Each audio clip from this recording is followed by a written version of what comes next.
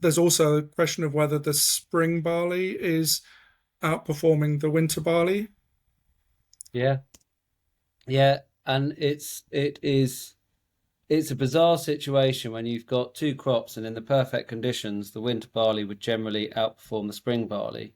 And where the weather we've had this spring has been very uh, hot and dry, lacking rainfall, and yet the spring barley has absolutely outperformed the winter barley. And of course, for us, we grow feed winter barley and malting spring barley. So we've got more spring barley in terms of tons per hectare, and Mm, it's worth 15 to 20 quid more than the winter barley because we get a malting premium on top. So yeah. that's bizarre. Part of the reason, and we thought our winter barley went in quite well last year, but I think part of the reason for that is that often people may, in our area, grow winter barley on heavier ground where it's likely to yield better in the perfect year.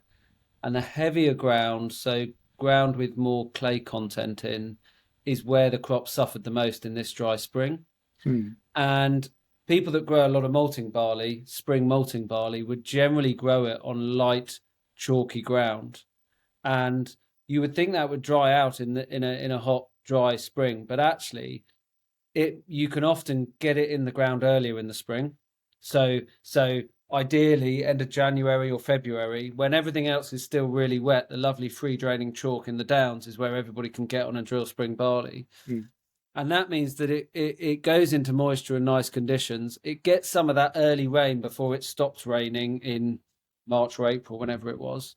Um, but it also means that the roots get down into the sort of chalk aquifer, continue to draw out a little bit of moisture. I mean, it astounds me the small amount of rainfall that spring barley needs to perform.